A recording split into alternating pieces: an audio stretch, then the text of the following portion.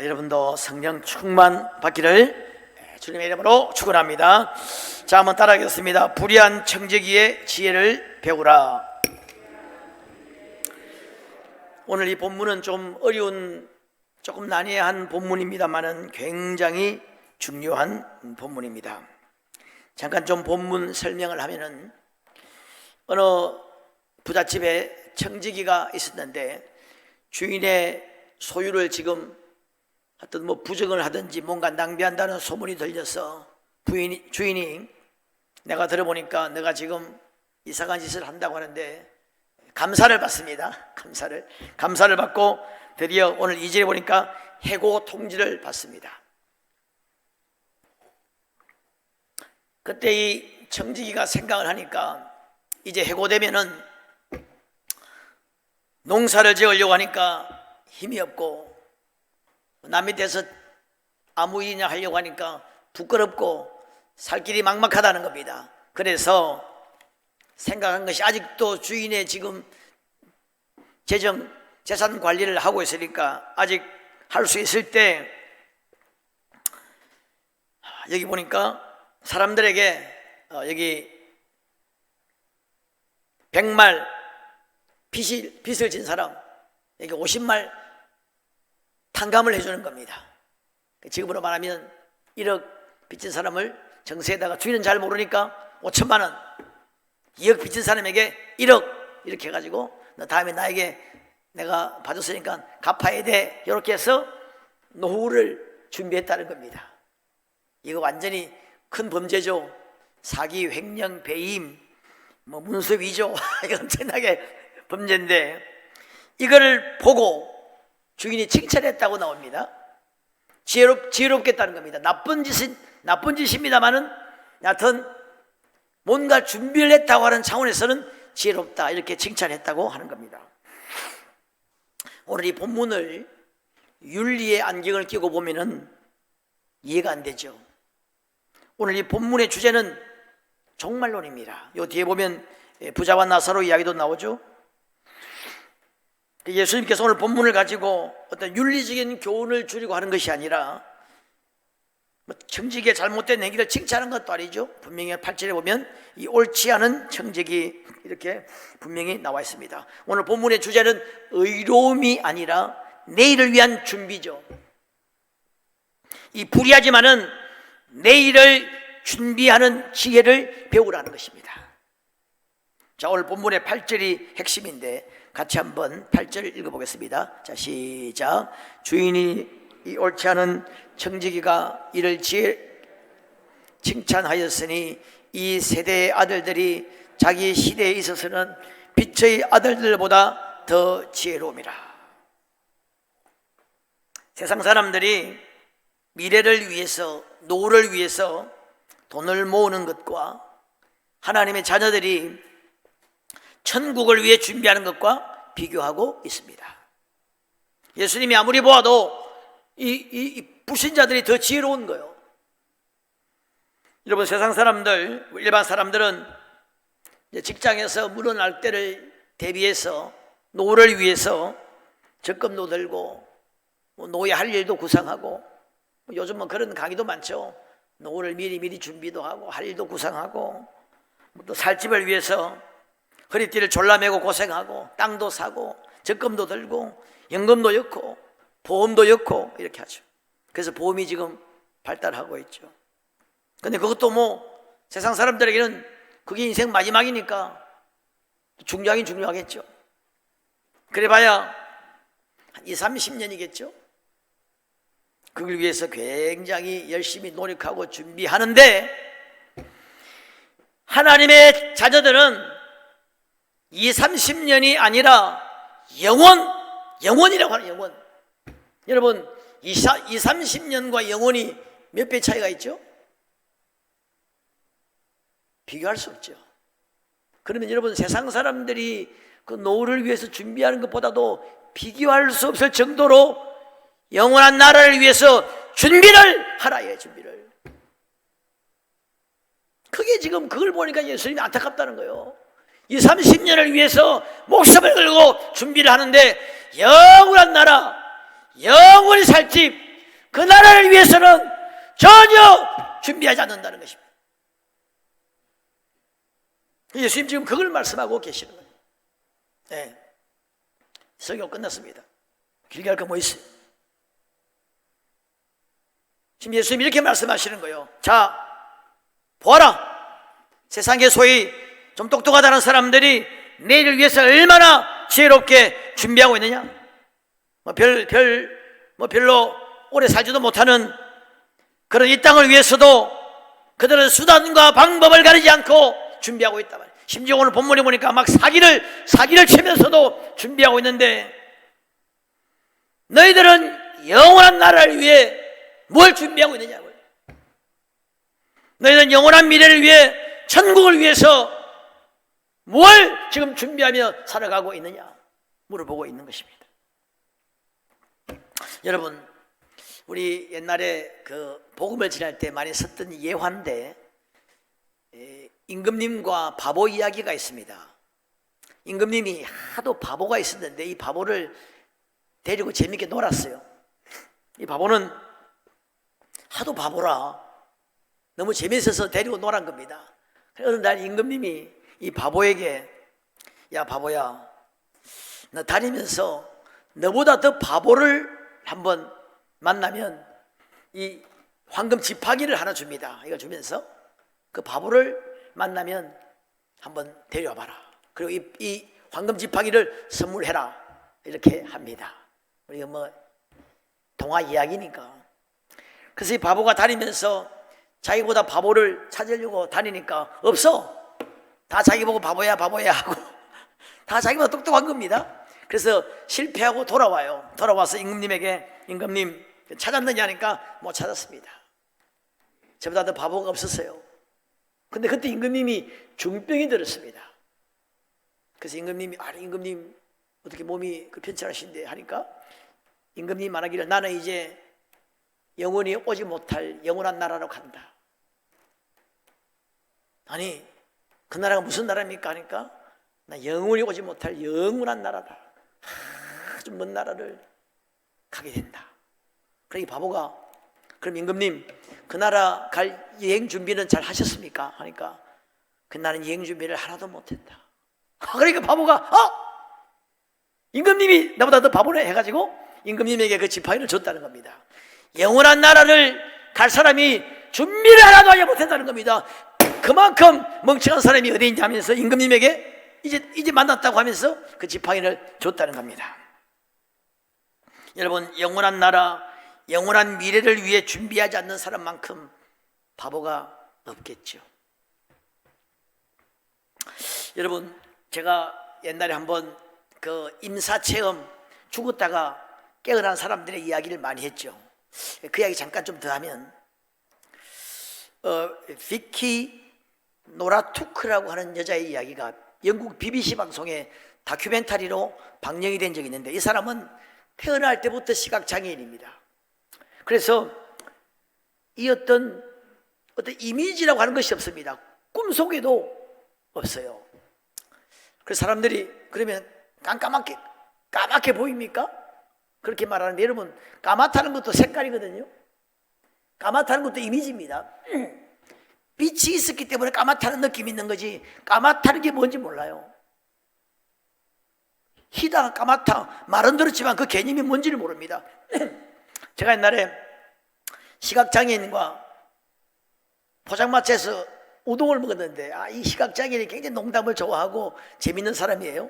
그러면서 시각장애인이, 아주머니 노란 무 좀 더 주세요, 이렇게 말한 겁니다. 내가 신기해가지고, 아니 아저씨 노란 무, 노란색 아십니까? 하니까, 노란색요? 이분 굉장히 재밌어요. 노란색? 선생님, 나에게 노란색을 한번 설명해 보세요. 내가, 노란색? 노란색은 노란 거죠. 설명이 불가능합니다. 그걸 태어날 때부터 시각장애는 이미지가, 꿈속에도 이미지가 없답니다.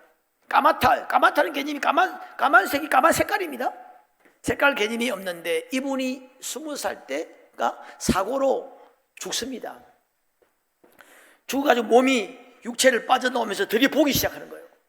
처음에 본 것이 자기 결혼 반지예요. 시각장애인이 결혼을 했는데 결혼 반지를 보게 됩니다. 자기 머리 스타일을 보면 저거 나 아니야?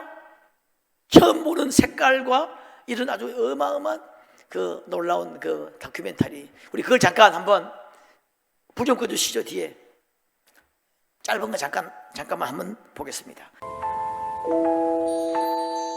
그 중에서도 가장 흥미로운 사례는 시각장애인이 사물을 감지한 경우다. 미키 노라투크는 선천적인 시각장애인이다. I've never seen anything, no light, no shadows, no nothing. A lot of people ask if I see black. No, I do not see black. I do not see anything at all. And in my dreams, I don't see any visual impressions. It's just taste, touch, sound, and smell, but no visual impressions of anything. 비키는 20대 초반의 차 사고로 심한 부상을 입었다. The next thing I recall, I was in Harborview Medical Center and looking down at everything that was happening. And it was frightening because I'm not accustomed to see things visually because I'd never had before. And initially it was pretty scary.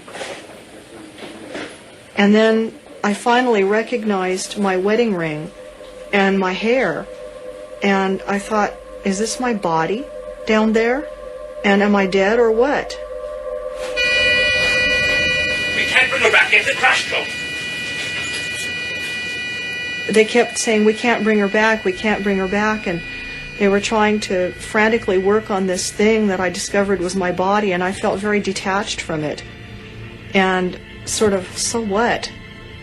And I was thinking, what are these people getting so upset about? Then I thought, I'm out of here. I can't get these people to listen to me. And as soon as I thought that, I went up through the ceiling as if it were nothing. And it was wonderful to be out there and be free, not worry about bumping into anything. And I knew where I was going.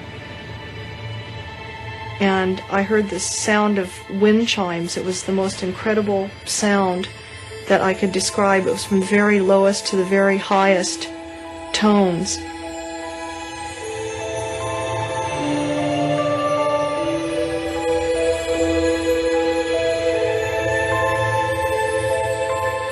As I was approaching this area, there were trees and there were birds and quite a few people, but they were all like made out of light. And I could see, and it was incredible, really beautiful, and I was overwhelmed by that experience because I couldn't really imagine what light was like. It's still a very emotional thing when I talk about this because there was a point at which I could bring forth any knowledge I wanted to have. And it was like this place was where all knowledge was.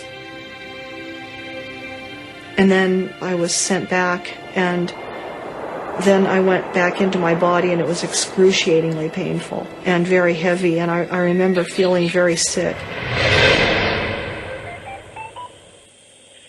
비키의 사례는 뇌가 시각적 정보를 제공하지 않아도 마음은 활동을 할 수 있다는 것을 보여주었다.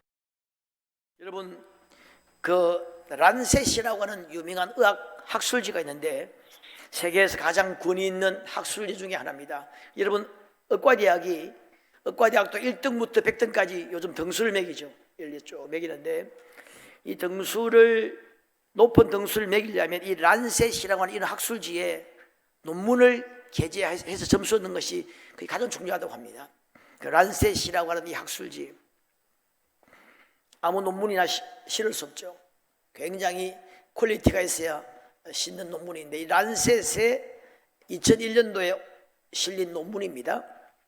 10년에 걸쳐서 연구해서 만든 논문인데 네덜란드의 10개 의과 대학 병원에서 연합으로 10년에 걸쳐서 연구한 논문입니다. 죽었다가 이렇게 살아난 사람들, 근사체험, 임사체험이라 합니다. Near Death Experience라고 하는데 이 사람 344명을 대상으로 조사를 한 겁니다. 그 중에서 18% 62명이 이 죽은 이후에 그런 어떤 인생 살아있는 경험을 했다는 겁니다. 그 중에 50% 정도가 자신이 죽었다는 것을 인식을 분명히 할 수 있다.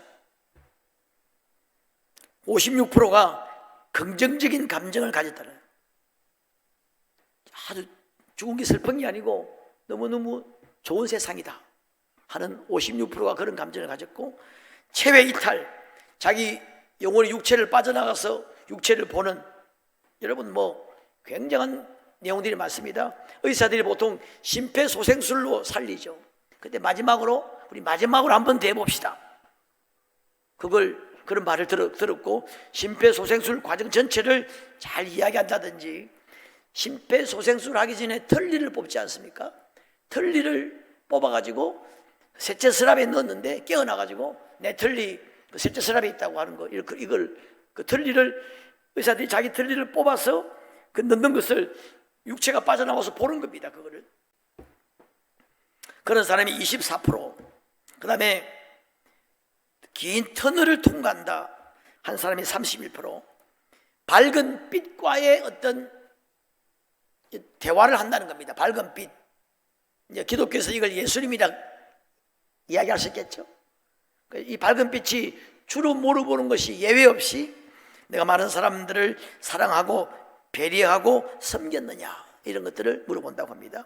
그 다음에 색깔을 관찰하고 천상의 풍경을 보고 이미 세상을 떠난 가족 친지들을 만났다는 사람이 32%, 그 다음에 자신의 과거를 쭉 회상한다는 사람, 파노라마처럼, 그러니까 파노라믹 라이프 리뷰입니다.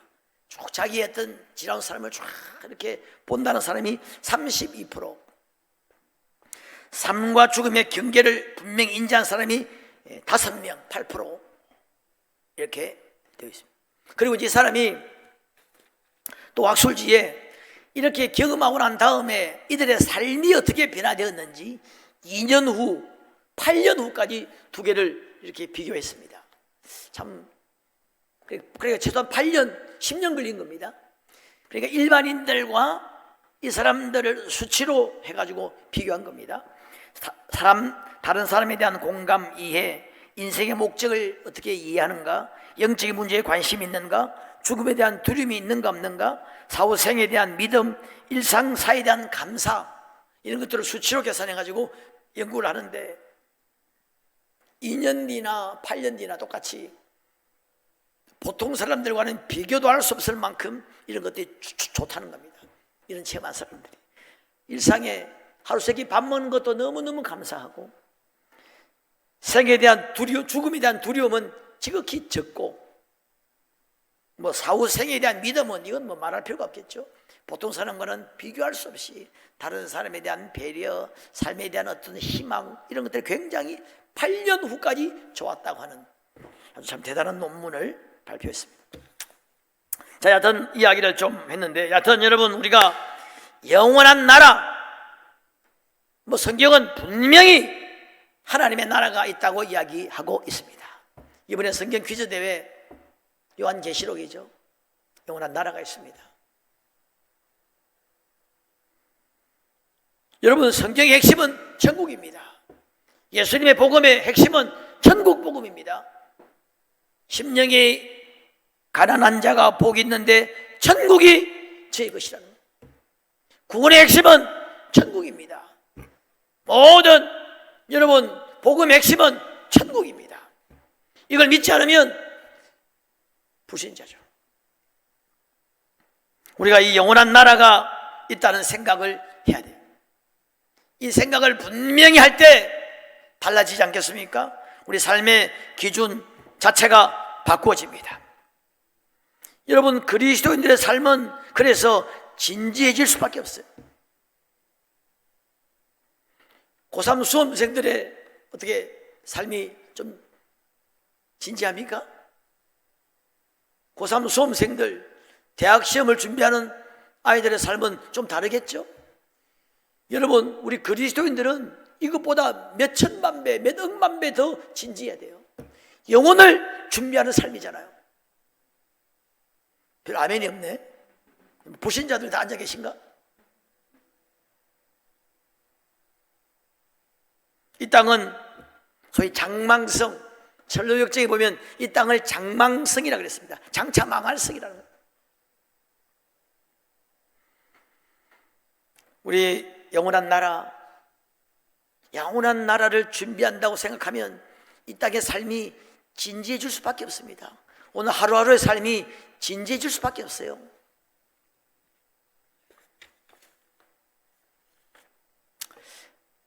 드와이트 스몰이라고 하는 분은 이런 이야기 했습니다. 가끔 은퇴해서 공허함을 느끼는 이유는, 사람이 은퇴하면 좀 공허함을 느낀다고 그러죠. 공허함을 느끼는 이유는 이 세상을 내 집처럼 느끼기 때문이다. 영원한 나라를 생각하지 않기 때문에 공허를 느낀다는 거예요. 영원한 나라를 준비하면 지금 공허 느낄 시간이 어디 있냐는 겁니다. 하루하루가 지금 영혼과 연결되어 있는데 그걸 준비한다면 지금 공허를 느낄 시간이 없다는 것이죠. TV 앞에 앉아가지고 하루 종일 그렇게 보낼 시간이 없다는 거예요. 말콤, 이름이 좀 그렇습니다. 말콤 머거리지. 제 발음이 안 좋아서 그랬는데, 우리에게 닥친 가장 큰 재앙은 우리가 이 세상을 고향으로 느낀다는 거다. 이게 영혼이 살 내 고향처럼 느끼는 것이 우리의 가장 큰 재앙이라는 거예요. 우리의 고향은 영원한 나라잖아요. 우리 그리스도인들은 이 세상과 영원한 나라에 동시에 살고 있다는 이런 이중국적 개념을 늘 가지고 있어야 됩니다.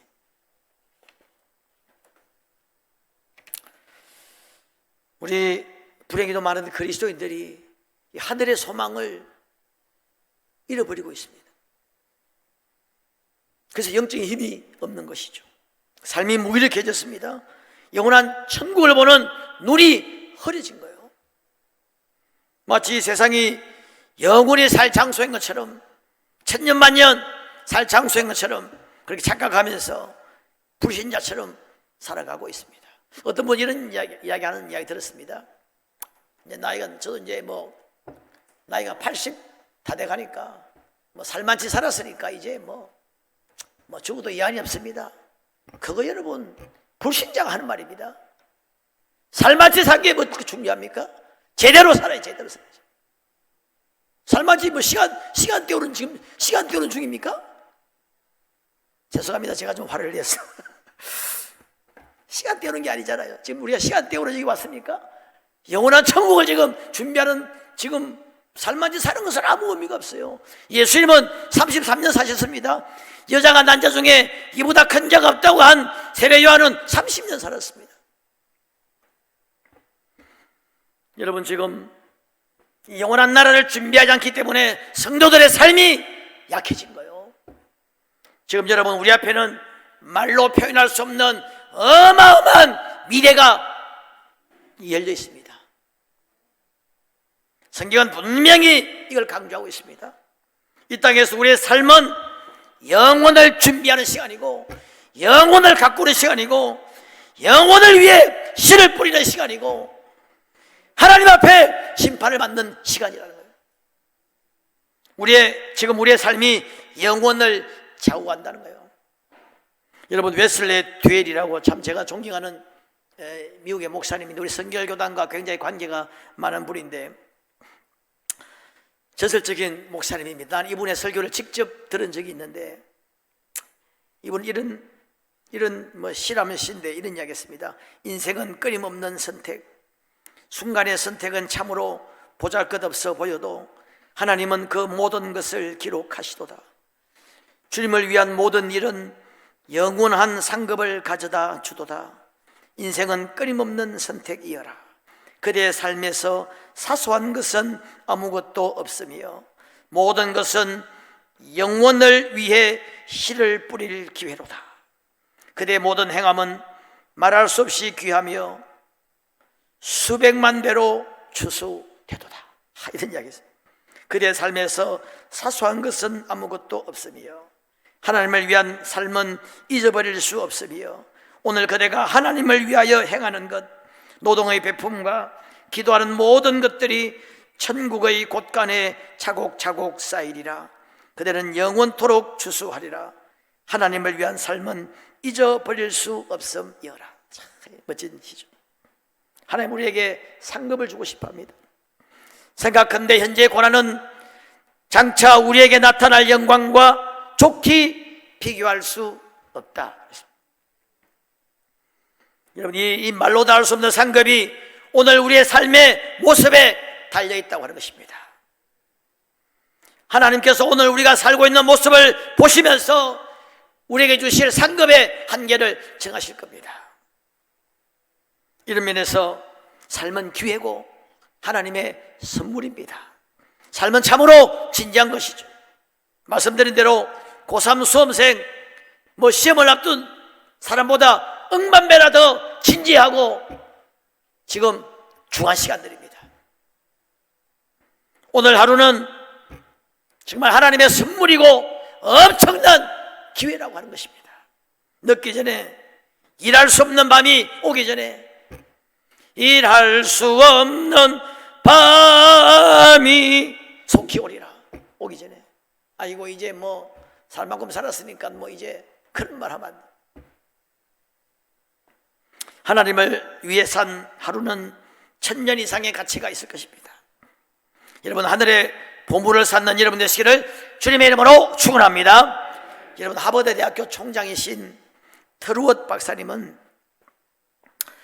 텍사스주의 석유회사로 어마어마한 재벌 회장님 집에 놀러를 갔다고 합니다. 그 이제 회장님이 막 자랑하는 거예요. 25년 동안에 무일푼으로 시작해서 동쪽에는 석유회사가 있고 서쪽에는 유전이 있고 남쪽에는 많은 나의 집들이 있고 북쪽에는 빌딩들이 있고 동서남북에 막 자랑을 하더랍니다. 그래서 트루엇 박사님이, 회장님, 동서남북이 전부 다 회장님의 것들인데 하늘에는 무엇이 있습니까? 하늘에는 무엇이 있습니까? 그렇게 물었다는 겁니다. 우리가 이 땅에서 아무리 성공하고 아무리 존경을 받았다 하더라도 하나님 앞에 섰을 때 너는 내 뜻대로 살지 않았어. 너는 내 뜻대로 시간을 사용하지 않았어. 너는 내가 만든 목적대로 살지 않았어. 너는 내가 준 사명을 따라 너는 살지 않았다. 너는 내가 내게 준 시간, 재능 이런 것들을 하나님의 나라를 위해 투자하지 않았어. 그러면 그 인생은 실패한 인생이죠. 망한 인생입니다. 그래서 웨슬리 듀엘 목사님은 이렇게 말했습니다. 이 땅에서 영웅으로 군림하다가 이 땅에서 최고의 존경을 받다가 내일의 영원한 바보가 되지 않도록 하라 그랬습니다. 여러분, 젊은이 1000명에게 물었습니다. 인생의 전성기는 몇 살이냐? 그러니까 29세라고 하는 게 1등이었다고 합니다. 29세가 인생의 전성기라고 합니다. 왜 29세라는 말이 나왔을까요? 철없는 젊은이에게 물어서 그렇습니다. 29세 아직 인생 시작도 안 한 것 같은데.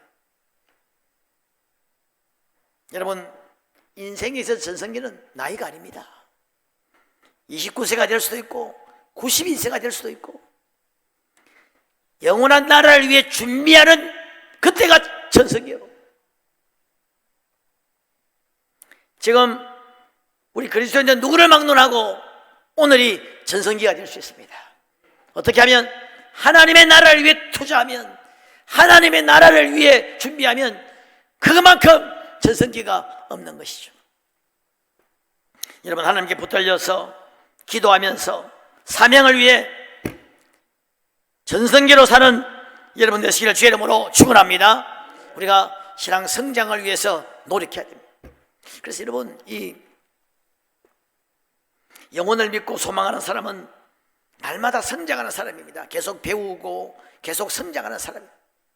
아마 천국 가면 계속 배우게 될 겁니다. 유진 비안키는 이런 이야기했습니다. 신앙인에 있어서 가장 큰 비극은, 잘 들어야 됩니다, 죄인이 되는 것이 아니라 성장하기를 거부하고 정치하는 것이다 그랬습니다. 이만하면 됐어. 이게 가장 큰 비극이라는 겁니다. 러우엘 하우는 그리스도인은 늙지 않는다, 그런 이야기를 하면서 단 성장하기를 멈출 때만 늙는다 그랬습니다. 성장하기를 멈추면 그때부터 늙는다는 겁니다. 성장하기를 멈추지 않으면 늙지 않는다는 거예요. 영원한 나라로 가는데 뭐 늙을 일이 뭐 있겠습니까? 죽음 아무것도 아닙니다. 죽음은 영원한 나라로 통과하는 문에 불과한 거죠. 여러분, 참 제가 그 이야기를 해야 되겠네요. 이제 이 죽었다가 살아난 사람들의 이야기가 재밌는 것이, 그 몸이 자기가 죽어가지고 이제 영혼이 몸을 빠져나올 때 느낌이 어떠냐. 두 가지가 있는데, 하나는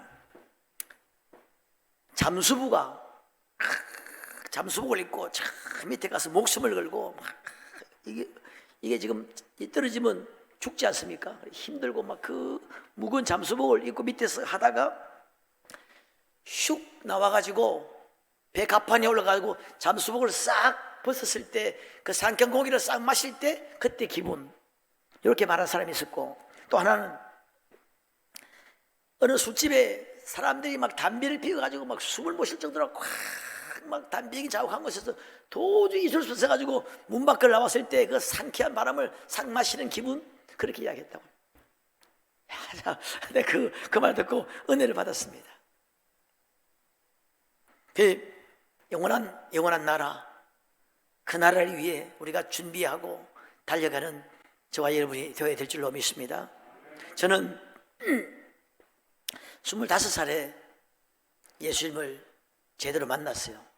교회는 다녔지만은 제대로 만난 것은 25살입니다. 나는 사실 10대를 놓쳐버렸습니다. 10대를 그냥 교회를 안 다녔어요. 그래서 목회자가 되고 난 다음에 그게 좀 아쉬웠습니다. 내가 10대에 만약에 예수님을 제대로 만났더라면 아마 내 목회 사역에 참 더 많아질 수 있겠다. 내가 10대를 가르쳐 보니까 좀 그한 거예요. 청년들은 내가 잘 가르쳤는데 10대. 내 아는 목사님은 늦게 40이 넘어서 예수님 만나서 늦게 목회하신 분이 계세요. 우리 동기 중에 그분은 자기는 30대만 제대로 예수님 만났더라면 참 얼마나 자기 사역에 지기 넓어졌을까, 이런 이야기도 하는 분을 들었는데, 더 이야기 안 해도 어떤 분은 말입니다. 60대만 70대 후반에 예수님 만난 사람이 내가 60대만 주님을 제대로 만났더라면 얼마나 좋았을까, 그렇게 말하시는 분이 있더라고요. 여러분, 각 나이에 해야 될 일이 있습니다. 10대 해야 될 일이 있고, 20대도 해야 될 일이 있고, 30대, 40대, 50대, 60대, 70대, 80대 해야 될 일이 있습니다. 인생 전성기로 만들 수 있습니다. 얼마나 귀한 일들이 많이 남아있는지 모릅니다. 여러분, 그래서 어느 목사님은 그런 이야기 했습니다. 영원한 나라를 위해서 준비하지 않는 사람은 머리가 나쁜 사람이다. 그래서 머리를 좀 쓰시기를 바랍니다. 아멘이 없네. 머리를 쓰. 똑똑한 사람은, 여러분, 고3 학생이 맨날 술이나 마시고 놀러 다니고 하면 머리 나쁜 사람이죠. 마찬가지로 여러분, 그건 머리 나쁜 것도 아니에요. 그건 인생 그런 사람 마찬가지인데, 영원한 나라를 위해 투자하고 영원한 나라를 위해 준비하지 않는 사람이야말로 정말 머리가 나쁜 사람. 자, 오늘 우리 본문의 말씀은 그런 말씀입니다. 주님 보니까 너무 안타까운 거예요. 오죽했으면 여러분, 주님이 이 사기꾼의 비유를 들겠습니까? 횡령, 사기, 배임, 그리고 문서 위조 이렇게 가지고 사기친 놈, 이놈의 비유를 예수님이 들겠냐 말이죠. 이렇게라도 내일을 위해 준비하는데 빛의 아들들, 하나님의 자녀들, 준비하는 하나님의 자녀들, 그 나라를 위해 준비하지 않는다는 안타까운 마음으로 주님이 말씀하시는데, 우리 이 말씀에 좀 귀를 기울이면서, 여러분, 코로나 끝나면 하지, 여러분, 안 됩니다. 코로나 지금 다시 또 좀 심해지는 느낌이 있죠.